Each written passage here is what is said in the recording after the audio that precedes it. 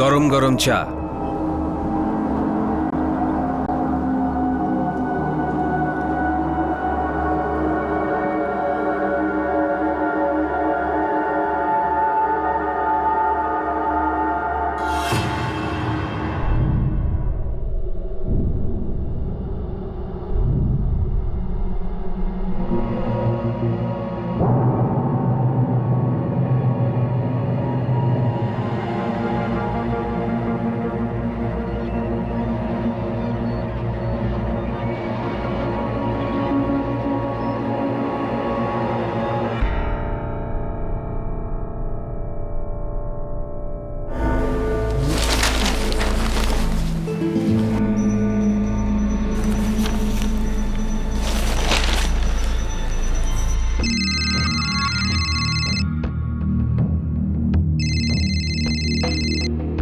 Hello.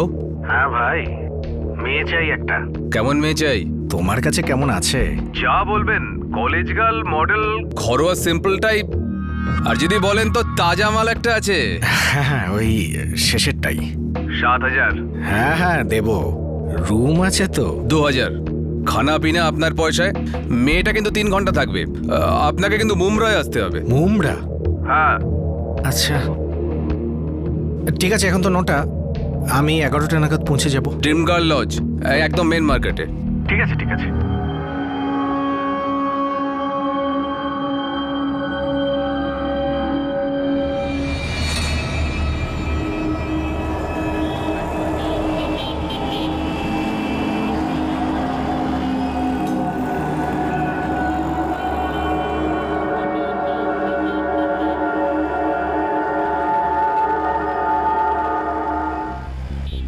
বারবার মাথা ঘুরছে।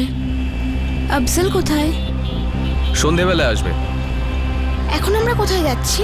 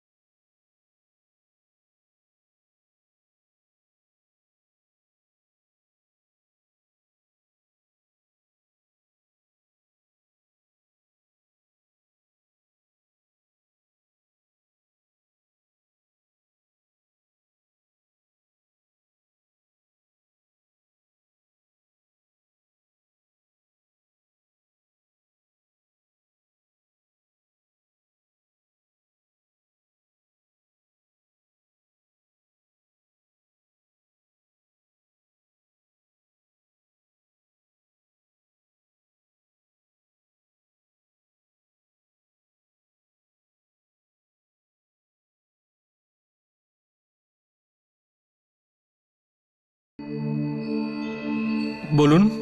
ওই বীরেন নামের একটা ছেলে, ওই বলেছিল আসতে। রুম নম্বর 4 ওইদিকে। Thank you.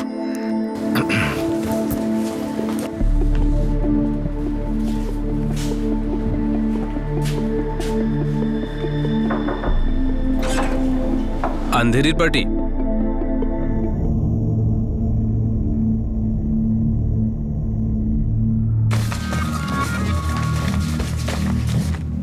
ঠিক আছে, এখন 11:30 বাজে। 2:30 পর্যন্ত মস্তি করো, তারপর আমি ঠকঠাক করব। কোনো ঝামেলা টামেলা হবে না তো? আরে দাদা, ওরকম কাজ করি না আমি। হ্যাঁ, আসছি তাহলে। আরে বীরেন, তুমি কোথায় যাচ্ছ? আর এই লোকটা এখানে কেন এসেছে? আরে অতিথি তোর যত্নমাত্তি করে। আরে ইনি যা যা বলবেন একদম হাসি মুখে তাই করবি। এইসব তুমি কি বলছো? আমি এখানে থাকবো না। তুই এখানেই থাকবি। আমি আফজলের কাছে যাব। এইসব কি ব্যাপার? দেখ, একদম নাটক করবি না, যা বলছি তাই করবি। আমাকে এক্ষুনি আফজলের সাথে কথা বলো, না হলে কিন্তু আমি চেঁচাবো। একদম গলা নিচে কর। আমি যাচ্ছি এখান থেকে। এই, তোকে এই লোকটার সঙ্গে শুতে হবে, না হলে সারা জীবনের মতন শুয়ে দেবো তোকে। দেখো বীরেন, আমি এখানে পিসফুলি মজা করতে এসেছি, এ তো টেনশন হয়ে গেল ইয়ার। দাদা, বিড়াল তো একটু আঁচড়াবেই, তারপরেই তো মজা আসে ওকে ভোগ করতে। কিন্তু আমি জোরজার করতে চাই না বীরেন, আমি তো তোমাকে ঠিকঠাক টাকা দিয়েছি। এক্ষুনি যদি তুমি আমাকে আফজলের সাথে কথা না বলো, আমি কিন্তু চেঁচাবো। অনেক হয়ে গেছে বীরেন, আমাকে আমার টাকা ফেরত দাও। এ মেয়ে আমার চাই না, আমি চললাম।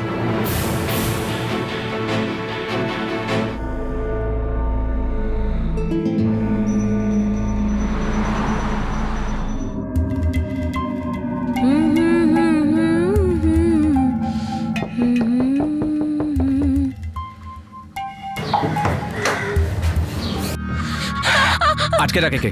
আমি আফজালের সাথে দেখা করব। আফজাল কোথায় আফজাল? বলো। আফজালকে?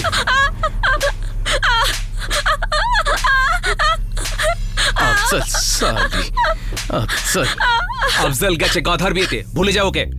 দেখ এখন তুই আমার সম্পত্তি। দেখ জিনাত, তোকে আমি একদিনের সময় দিচ্ছি। চুপচাপ নিজের ইচ্ছায় ধান্দা করতে রেডি হয়ে যা, না হলে আমার মতো করে ধান্দা করাবো কিন্তু তোকে দিয়ে। শোন নাজনিম, প্রতি আধ ঘন্টা অন্তর ওষুধ দিবি ওকে। কোমর ভেঙে দিবি এর। তুই বা শবনম প্রতি মুহূর্তে এর সঙ্গে কেউ না কেউ থাকবে। 1 মিনিটও ঘরে যেন একা না থাকে, বুঝতে পেরেছিস? বুঝেছি।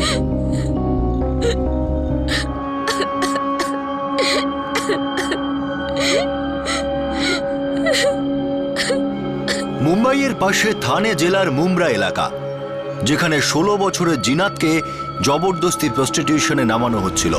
জিনাত তার প্রতিবাদ করছিল, আর সে বারবার আফজাল নামে কারোর সঙ্গে দেখা করার কথা বলছিল, যে হয়তো জিনাতকে এই র্যাকেটে নিয়ে আসার জন্য দায়ী ছিল। আর অন্যদিকে মুমরা থেকে প্রায় 2000 কিলোমিটার দূরে পশ্চিমবঙ্গের উত্তর 24 পরগনা জেলার বারাসাত এলাকায় জিনাতের বাবা আর তার নিজের দাদা ওকে পাগলের মতো খুঁজছিল।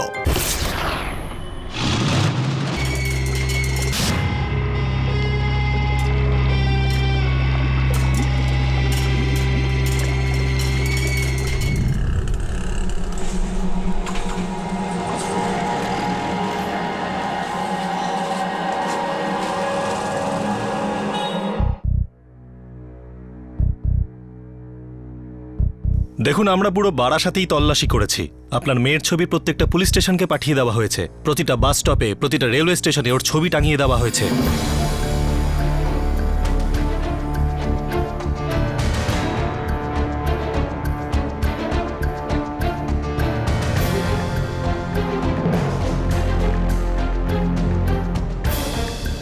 স্যার, আপনি কি ওর মোবাইলের লোকেশন খুঁজে পেয়েছেন? Barasat railway station last location, তারপরই মোবাইল সুইচ অফ। স্যার, আমার মেয়ের বয়স মাত্র 16 বছর।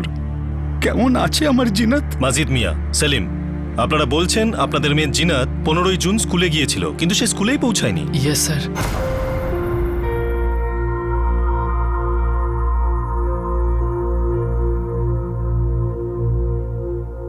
আম্মি, আব্বু, আল্লাহ হাফিজ, আমি আসছি। আল্লাহ হাফিজ সোনা। আল্লাহ হাফেজ মা। আরে জিনাত, দাঁড়া, আমি মাঠে যাচ্ছি, তোকে স্কুলে ছেড়ে না দেবো। ভাইজান, দেরি হয়ে যাচ্ছে। আরে আমি আমিও তো আসছি। ওদিকেই যাচ্ছি। ভাইজান, আমি চলে যাব। আরে শোন না। আল্লাহ হাফিজ।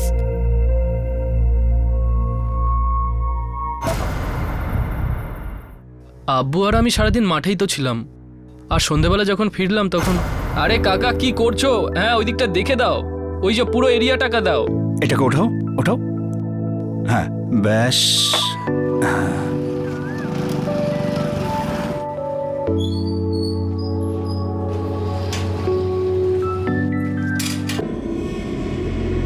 বাড়িতে আসেনি মানে? কখন থেকে ওর ফোনে ফোন করে যাচ্ছি, ফোন লাগছেই না। আমি ফোন করছি। আপনার দ্বারা ডায়াল করা নম্বরটি এই মুহূর্তে সুইচ অফ করা আছে। মোবাইল তো এখনো বন্ধ বলছে। কিন্তু জিনাত ফোন বন্ধ রেখেছে কেন? আপনার মেয়ে সেই দিনকে স্কুলে পৌঁছয়নি, আর ওর মোবাইলটাও বন্ধ ছিল। মাজিদ মিয়া, সেলিম, এমন কিছু ঘটনা ঘটেনি তো যেটা আপনারা লোকাচ্ছেন? কিছু মনে করবেন না, বলতে চাইছি কোনো প্রেম ভালোবাসার ব্যাপার? না স্যার, জিনাত এমন কখনো করতেই পারে না। আমরা জিনাতের মোবাইলের সব রেকর্ড চেক করেছি, প্রায় সবই ওর বন্ধুদের, কিন্তু একটা নাম্বার আছে যেটা ডিসকানেক্ট করা হয়েছে, আর নাম্বারটা হলো 4567989999। এটা আবার কার নাম্বার? আফজাল নামের কেউ, আর ওর নাম্বারও জিনাতের নাম্বারের মতো বারাসাত রেলওয়ে স্টেশনে ডিসকানেক্ট করা হয়েছে। জিনাতের বন্ধু রেশমি, ওর সাথেও কথা হয়েছে আমাদের। না স্যার, জিনাত কখনো কোনো বয়ফ্রেন্ডের ব্যাপারে বলেনি। না, কিছুই তো বলেনি। কোনো আফজালের ব্যাপারে জানো? ওর নাম্বার হচ্ছে 4567989999। জিনাত প্রায়ই ওর সাথে কথা বলতো। হ্যাঁ স্যার, শুনেছি, জিনাতের মুখেই শুনেছি। একবার ও আমায় জিজ্ঞেস করেছিল। কি জিজ্ঞেস করেছিল?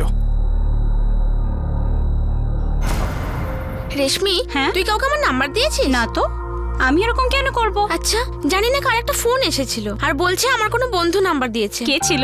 কোনো ছেলে? হ্যাঁ, আফজাল বলল নিজের নাম। আফজাল? কি জানি, আমি তো জানি না।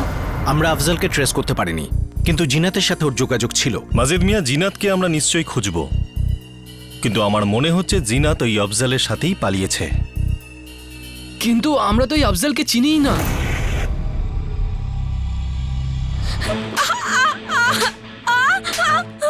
তোমরা আমাকে যা খুশি করো, আমি কিছুতেই খাবো না। তুই খা বা না খাস সেটা তোর মর্জি, কিন্তু কাল থেকে কাজ শুরু। কাল থেকে তোর নয়, কাস্টমারের মর্জি চলবে। কি বুঝলি?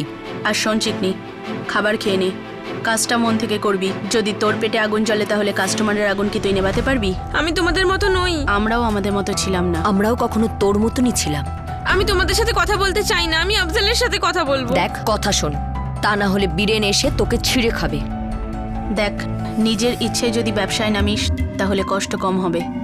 চুপচাপ লাইনে চলে আয়, 2-4 পয়সা কামাতেও পারবি, আমাদের সাথে হেসে খেলে থাকতেও পারবি। কাস্টমারকে খুশি করতে পারলে সেটা আমাদের সবার জন্যই ভালো। তা না হলে রোজ রোজ এইভাবেই মার খাবি, কাটা ছেঁড়া চেহারা নিয়ে সার্ভিস দিবি, আর কাস্টমাররা মজাও পাবে না। আমি আফজালের সাথে কথা বলবো, আমার আফজাল চাই। তোর আফজাল ছিল তো আমাদের অন্য কেউ ছিল। ওসব লোকরা আর ফিরে আসবে না। ওরা কোনো রাজা মহারাজা নয়, আমাদের সর্বনাশের দালাল ওরা।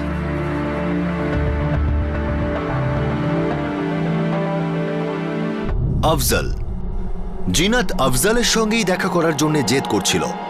এই আফজালের phone West Bengal police Barasat railway স্টেশনে ট্রেস করে। এখন প্রশ্ন হলো, এই আফজাল কে ছিল আর তার সঙ্গে জিনাতের কি সম্পর্ক?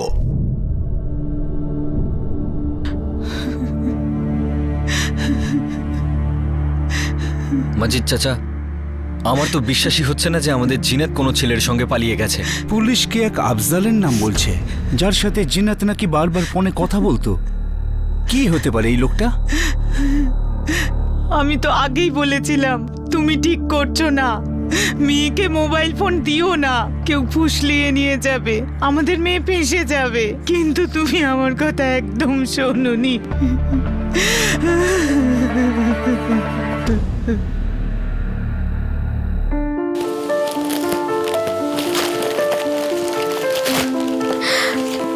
Mobile phone? থ্যাংক ইউ আব্বু। আর এই হলো তোর সিম কার্ড, 4568788899। থ্যাংক ইউ ভাইজান, থ্যাংক ইউ আব্বু। শোন মা জিনাত, এইটে তুই খুব ভালো নম্বর করেছিস, তাই তোকে এই মোবাইলটা দিলাম। মোবাইলে কথা বলতে বলতে বই পড়তে ভুলে না যাস না। আব্বু, কখনোই না। এবার দেখবে সারাক্ষণই এই ফোনের সাথে এঁটে থাকবে। আমি বলছি এখনো দেরি হয়নি, ফেরত দিয়ে দাও। আম্মি, তুমিও না। চুপ কর। শোনো, এটা ঠিক হচ্ছে না। আম্মি, কিছু ভুল না। এখন তো সমস্ত লোকের কাছেই মোবাইল ফোন থাকে, আর এটাই তো আমাদের ফিউচার। আরে বুঝে গেছি তোর ফিউচার টিউচার, কিন্তু একটা কথা তুই কান খুলে শুনে নে, এটা একটা এমার্জেন্সি সার্ভিস। যদি আমরা জানতে পারি তোর বন্ধুদের সঙ্গে ফালতু কথা বলছিস তো সঙ্গে সঙ্গে বন্ধ। বুঝেছো জিনাত মা? হ্যাঁ হ্যাঁ আব্বু, সব বুঝে গেছি। এখন এই ফোন আমার থেকে কখনো আলাদা হবে না। থ্যাংক ইউ আব্বু।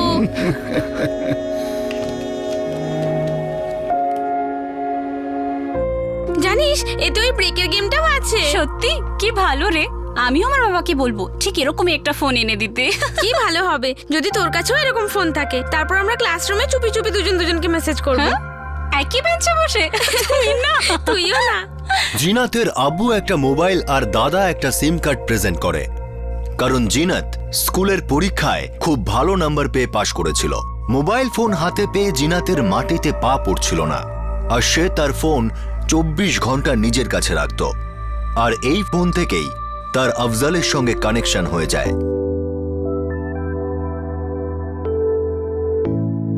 আম্মি, আব্বু, আমি আসছি। আল্লাহ হাফিজ। আল্লাহ হাফিজ। আল্লাহ হাফেজ।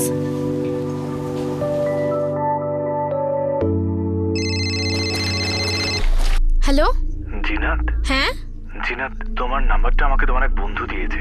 কিন্তু তুমি কে? তোমার নাম কি? আমার নাম আফজাল। আমার নাম্বার কে দিয়েছে? এখন তৃতীয় ব্যক্তিকে শুধু শুধু আমাদের মধ্যে এনে কি লাভ বলো?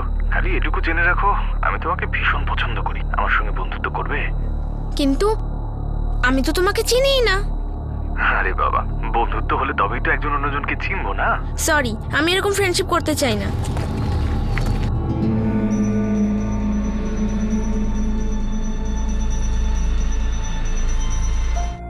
রেশমি, হ্যাঁ? তুই কাউকে আমার নাম্বার দিয়েছিস? না তো, আমি এরকম কেন করব? আচ্ছা, জানি না কার একটা ফোন এসেছিল আর বলছে আমার কোনো বন্ধু নাম্বার দিয়েছে। কে ছিল? কোনো ছেলে? হ্যাঁ, আফজাল বলল নিজের নাম। আফজাল? আমি তো জানি না।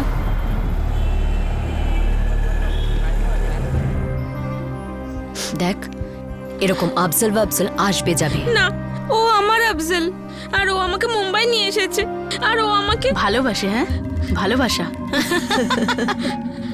এখানে রোজ ভালোবাসার লোক পাওয়া যাবে, জান লুটিয়ে দেবে এরকম লোকও। বাস তুই একটু ভালোবাসা দেখা, তারপর দেখবি টাকা ঝরে ঝরে পড়বে। এই মেয়ে, খাবার খেয়ে নে, খালি পেটে ঘুম আসে না। আর তোর আফজল তো আসবেই না। দেখে তো বুদ্ধিমতী মনে হচ্ছে, সেটা ব্যবহার কর।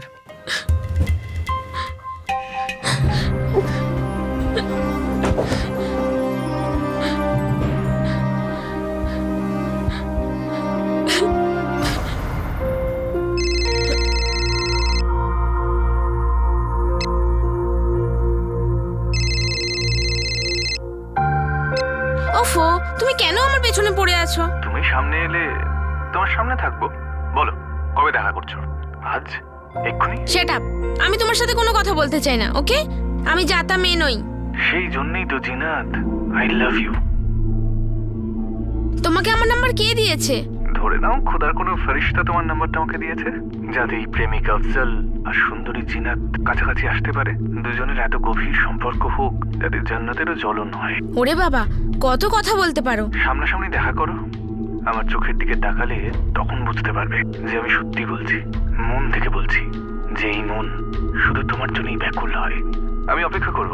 তোমার স্কুলের সামনে ওই যে চায়ের দোকানটা আছে না, ওখানে স্কুল ছুটি হলে ওখানে চলে এসো। একবারের জন্য দেখা করো, শুধু একবার। কে যাবে তোমার সাথে দেখা করতে? আমি তো এটাও জানি না তুমি দেখতে কেমন। আমি তোমায় চিনবো কি করে? আরে বাবা, আমি তোমাকে চিনে ফেলবো। আমি তো জানি, তোমার প্রত্যেকটা ডিটেল আমি জানি।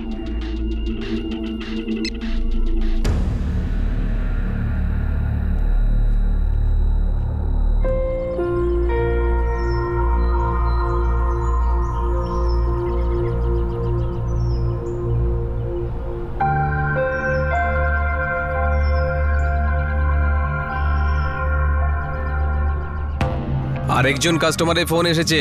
কুমারী মেয়ের জন্য 10,000 টাকা দিতে রাজি আছে। এই জিনাত যদি রাজি হয়ে যায় না, ধান্দা একদম জমে যাবে। কিন্তু আফজল, ও তো জেদ ধরে বসে আছে। আরে বীরেন, কতদিন নাটকটা চলবে? বুদ্ধিটা খাটাও, কাজটা হয়ে যাবে। আরে আফজল, তুই তো ওর উপরে একই জাদু করেছিস। আরে প্রেম রোগ হয়ে গেছে পাগলিটার। আরে ও ভাবছে তুই একজন ফিল্মি হিরোর মতন আসবি আর ওকে রাজপুত্রের মতন তুলে নিয়ে চলে যাবি। ঠিক আছে ঠিক আছে, আমি একটু ড্রামা করি, ও নিজেই রাজি হয়ে যাবে। ঠিক আছে, দেখছি। না মানলে দিল্লির পার্টিকে বিক্রি করে দেবো। 1 ঘন্টায় লাইনে নিয়ে আসবে সালিকে। আরে ইয়ার, ওটা তো করতেই হবে, কিন্তু দিল্লির পার্টির কাছে বেচার আগে আমরাও একটু আদ্র কামিয়ে নিই। আর দেখ, অনেক খাটতে হয়েছে কে বাগে আনতে। জিনাতকে তো আমি মানিয়ে নেব। তুই চুপা রুস্তাম, কি করে পটাস এই সমস্ত কচি মেয়েদের?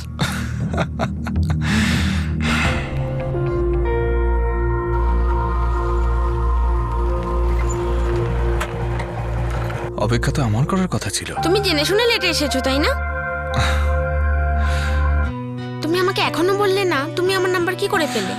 জিনাত, 2 সপ্তাহ হয়ে গেছে, আমরা রোজ দেখা করছি, একটা সম্পর্ক তৈরি হচ্ছে, কি যায় আসে? আরে এসে যায় রে বাবা, আমি কি করে জানবো তোমার মনের ইচ্ছা কি? উদ্দেশ্য তো বিয়ে করা, আর উপায়টা ভালোবাসা। আমার এখন সবে 16 বছর। আরে তো 2 বছর বাদে 18 বছর হয়ে যাবে, অপেক্ষা করবো তো। আর 2 বছরে যদি ধরা পড়ে যাই তাহলে মুশকিল হয়ে যাবে। মুম্বাইতে আমার একটা ছোট ব্যবসা আছে, ইম্পোর্ট এক্সপোর্টের। তুমি চলো না আমার সঙ্গে মুম্বাই। তুমি মুম্বাই থেকে এখানে কি করে এলে? কলকাতায় এসেছিলাম কাজে। এই বারাসাতে আমার এক বন্ধু থাকে, ওয়াসিম, ওর কাছে এসেছিলাম। আর দেখো, ভাগ্য আমায় তোমার কাছে এনে দিল। তাহলে আমার নাম্বার কি করে পেলে? মুম্বাই যাবে তো? ভাইজানের আব্বু কখনো মানবে না। ওনাদের জিজ্ঞেস করলে তো নাই বলবেন। তুমি চুপচাপ চলো না আমার সঙ্গে। চোরের মতো? না রে বাবা, বাহাদুরদের মতো, যারা শুধু মনের কথা শোনে। জিনাত, মুম্বাই গেলে তবে তুমি বুঝতে পারবে আসলে জীবনটা কিরকম। আর দেখো, যখন তুমি ফিরে আসবে তখন তোমার কাছের লোকজন তোমাকে দেখে কত আনন্দ পাবেন, আর এটাই বলবেন, আরে বাহ, জিনাতকে দেখো কি টিপটপ থাকে আজকাল। আর তখন তোমার খুব আনন্দ হবে। ভয় করছে। আরে আবার ভয়টা কিসের? নিজের প্রতি ভয়। আমার মন আমার মাথা খারাপ করে দিচ্ছে। তোমার মন তোমার মস্তিষ্ককে এটাই বলছে তো যে আই লাভ আফজল। জিনাত আফজলকে ছাড়া থাকতে পারবে না। জিনাত আফজলকে ভীষণ ভালোবাসে। তাহলে মনের কথাটাই শোনো, কেননা মন কখনো মিথ্যে বলে না।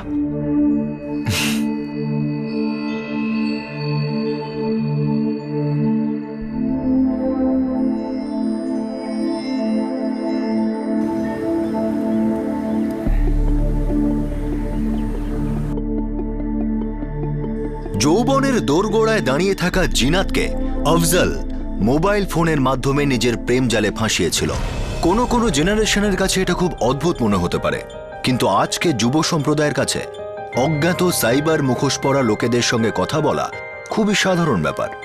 তা সেটা টেক্সট ফ্রেন্ড হোক বা নেট প্যাল। ফোনে আফজলের রোম্যান্টিক গলা আর মিষ্টি কথা শুনে জিনাত তাকে ভালোবেসে ফেলে। নিষ্পাপ মেয়েটির মনে হয়েছিল যে হয়তো সে তার জীবন সঙ্গী পেয়ে গেছে, কিন্তু আফজলের কাছে জিনাত শুধুমাত্র একটা বিজনেস ছিল, একটা পার্সেল যেটা তাকে মুম্বাইতে পৌঁছতে হতো, একটা রেগুলার বিজনেস ট্রানজ্যাকশন।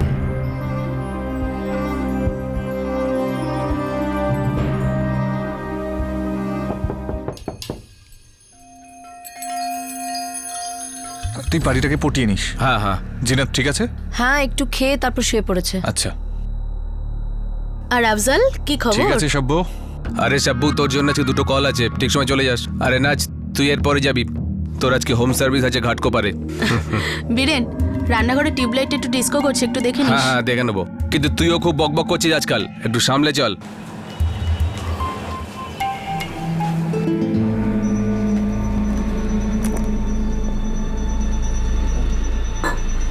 আফজল, তুমি কোথায় ছিলে আর তুমি আমায় কোথায় নিয়ে এসেছো? আমি আম্মি আব্বুর কাছে যাব, আমি বাড়ি ফিরে যেতে চাই। আমাকে তুমি আজ আরাম করে নাও, ঠিক আছে? কিন্তু কাল কাল আমি বাড়ি যাব, তাই না, না? কাল তুমি কাছে যাবে, আর কোনো ন্যাকামি নয়, বুঝেছ? তুমি আমাকে এই জন্য মুম্বাই নিয়ে এসেছো? হ্যাঁ, এই জন্যই আমি তোমায় মুম্বাই এনেছি। তুমি আমাকে ধোঁকা দিয়েছো, তাই না? তুমি আমার সাথে চিটিং করেছো। চিটিং করেছি, তোমায় ধোকা দিয়েছি, এটা আমার পেশা। আমি তো তোমাকে ভালোবেসেছিলাম আফজল। দেখো জিনাত, এইসব প্রেম ট্রেম না আমার মাথায় ঢোকে না। আমি শুধু টাকা রোজগার করতে চাই, বুঝতে পেরেছো তুমি? আরে তোমার মতো 1 ডজন মেয়ের সঙ্গে আমি প্রেম করেছি, আর তারপর এখানে এনে বেঁচে দিয়েছি। এখন তারা সবাই কাজ করছে, আর সবাই খুব খুশিও। দেখো, যদি তুমি নিজের ইচ্ছেই কাজ করো তাহলে ভালো ভালো কাস্টমার এনে দেবো, আর না হলে এতগুলো লোককে পেছনে লেলিয়ে দেবো না যে নিজেই লাইনে চলে আসবে। আমি তোমার জন্য আমার বাড়ি ছেড়ে দিয়েছি, আমি আব্বু ভাইজান সবাইকে ছেড়ে দিয়েছি।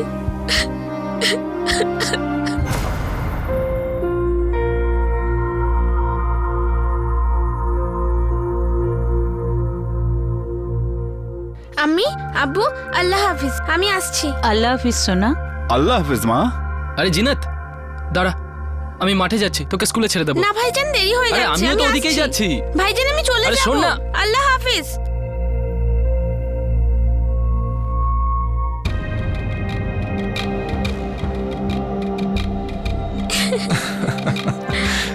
আরে বাহ, কি সুন্দর দেখাচ্ছে, খুব ভালো, ভীষণ সুন্দর। ইস, কিন্তু জানো এই স্কুল ইউনিফর্ম ছাড়া আমার কাছে আর কোনো ড্রেস নেই। আরে এখন তো সোজা গিয়ে বিয়ের পোশাকটা কিনবো, মুম্বাই পৌঁছে আগে বিয়েটা করে ফেলবো। যাওয়া যাক।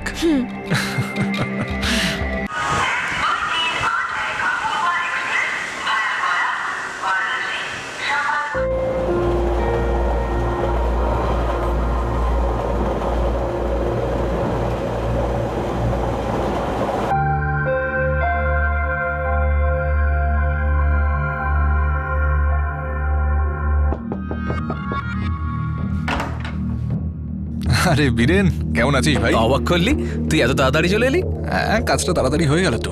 বীরেন, এই হলো জিনাত। জিনাত, বীরেন আমার খুব ভালো বন্ধু। হ্যালো জিনাত, খুব ভালো নাম। আমরা এখানে থাকবো?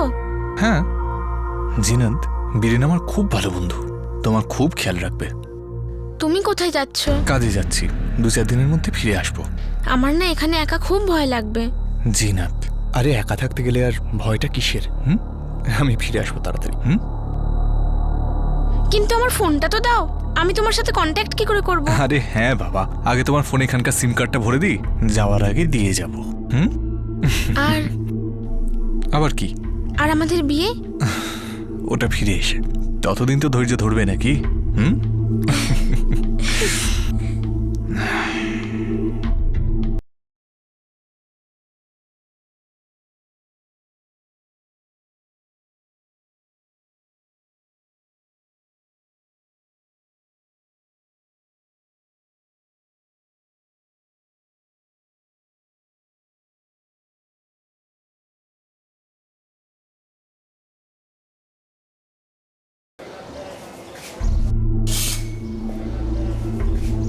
তুমি হাত মুখ ধুয়ে রেডি হয়ে নাও, আমি চা নিয়ে আসছি। আফজল, হ্যাঁ আসবে আসবে, টেনশন করো না।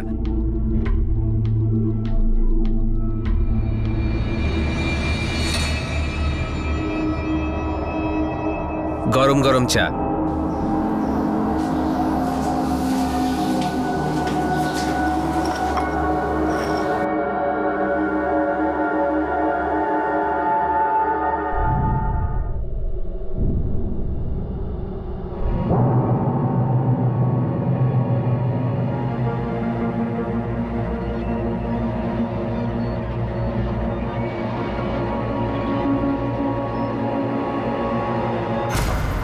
আফজল, আমি এই নোংরা কাজ কিছুতেই করব না। আমি বাড়ি যেতে চাই, আমি আম্মি আব্বুর কাছে যেতে চাই, ভাইজানের কাছে যেতে চাই।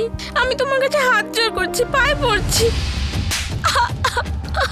দেখ জিনাত, এখন থেকে এটাই তোর ঘর আর এখানকার লোকেরাই তোর ফ্যামিলি। বাবার সাথে তো তুই যাবি না, তাহলে কাল থেকে কাজে, বুঝতে পেরেছিস?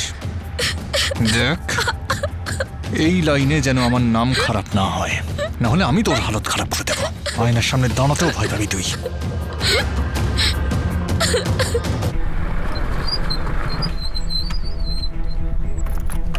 সেলিম, সেলিম, পাশের গ্রামে কোনো আফজালের খোঁজ পাওয়া গেছে? আফজল? এটা সেই আফজল নয় তো? হয়তো হতেও পারে, অথবা নয়। সুলেমান ভাই, আমি ওই গ্রামে যেতে চাই, ওদের সঙ্গে কথা বলতে চাই আমি। চল। কি রে সেলিম, আমার জিনাতের কোনো খবর পেলি? ইনশাআল্লাহ আব্বু, খুব তাড়াতাড়ি।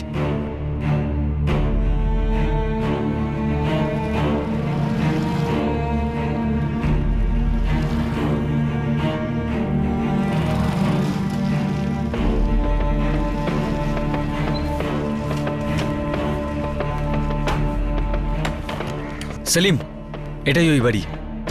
আফজাল আমাদের দূর সম্পর্কের আত্মীয়। ও করে কি?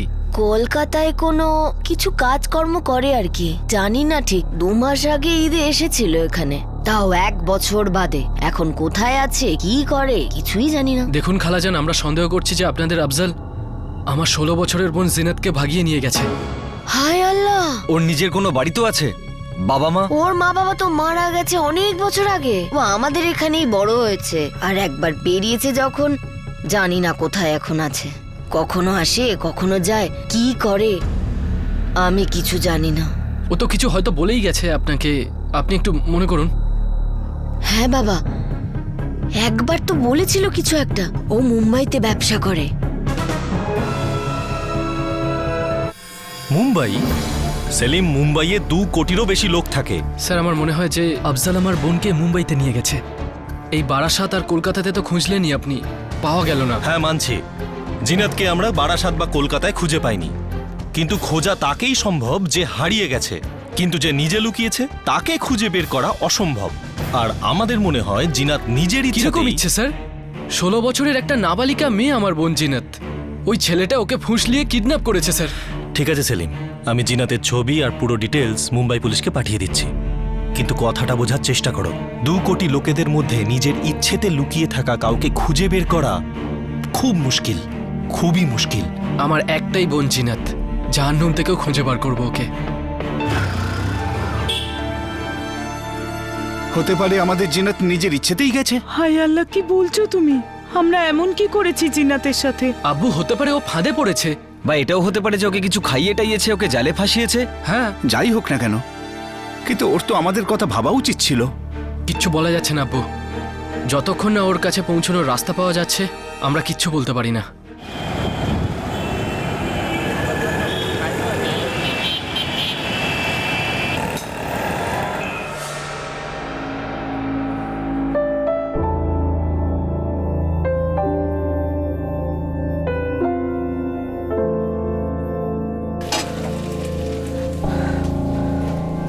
আরে জিনাত, তুই এখনো এইভাবে বসে আছিস? কাস্টমার কিং হয়, আর এরকম বেজার মুখ নিয়ে গেলে না, কাস্টমার ওখান থেকেই পালিয়ে যাবে। দেখ, প্রথম প্রথম একটু কষ্ট হবে, একটু ব্যথা, একটু লজ্জা, তারপর সব নিজের নিজের জায়গায়। আসল কথা হলো অভ্যেস। একবার যদি তোর অভ্যেস হয়ে যায় না, তারপরে দেখবি। আর হ্যাঁ, কখনো এই ধারণা রাখবি না যে তুই এখানে চিৎকার করতে পারবি বা কোনো ঝামেলা করে এখান থেকে পালাতে পারবি। এখানে কেউ জানে না যে আমরা এখানে কি কাজ করি। তাই যখন ঘাটকোপারের বাবু আসবেন তো একটু ভদ্র ব্যবহার করবি, একটু হাসবি, একটু লজ্জা পাবি, বুঝেছিস তো? উনি আধা ঘন্টার মধ্যে আসবেন, চল।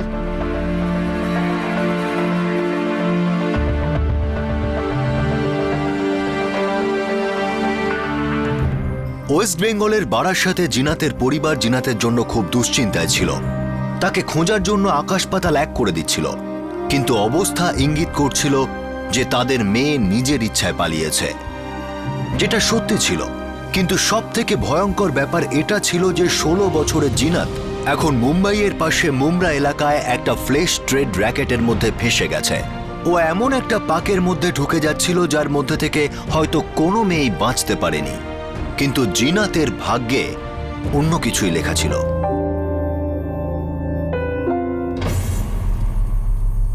সেলিম ভাইজান, আমি জিনাত বলছি।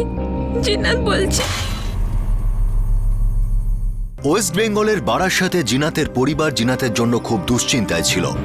তাকে খোঁজার জন্য আকাশ পাতাল এক করে দিচ্ছিল, কিন্তু অবস্থা ইঙ্গিত করছিল যে তাদের মেয়ে নিজের ইচ্ছায় পালিয়েছে, যেটা সত্যি ছিল।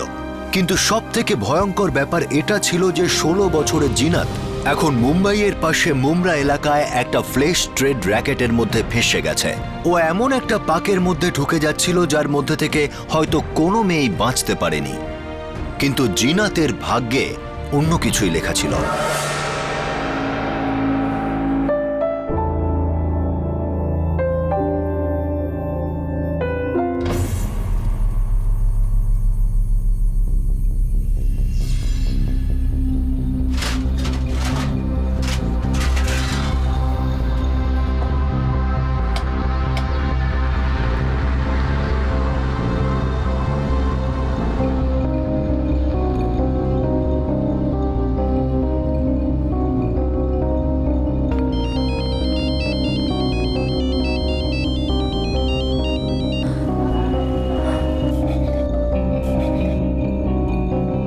হ্যালো হ্যালো সেলিম ভাইজান, আমি জিনাত বলছি।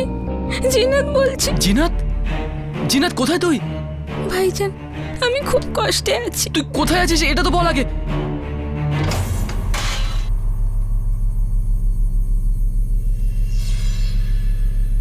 জিনাত হ্যালো, ফোন কেটে দিল। তুই এখন খাবার খাবি না কাস্টমার যাবার পরে?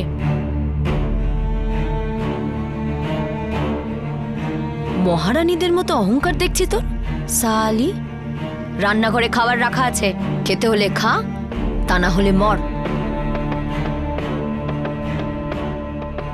কি বললো জানি না আব্বু, বলার আগেই ফোন কেটে দিল।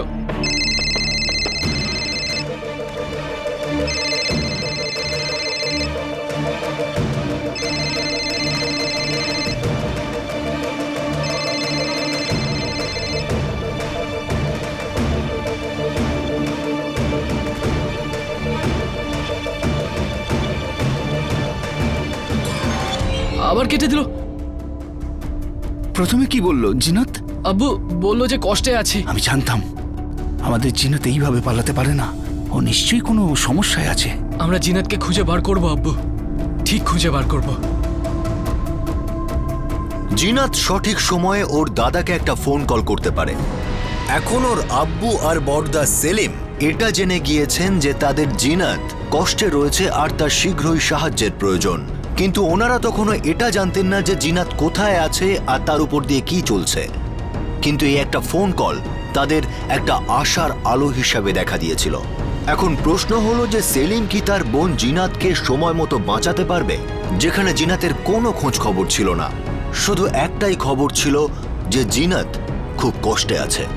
কাল দেখব যে একজন দাদা কিভাবে তার বোনের রেস্কিউ অপারেশনের পরিণাম দিল। ওয়েস্ট বেঙ্গলের বারাসাত থেকে শুরু হওয়া এই কাহিনী মহারাষ্ট্রের মুমরাতে গিয়ে শেষ হয়।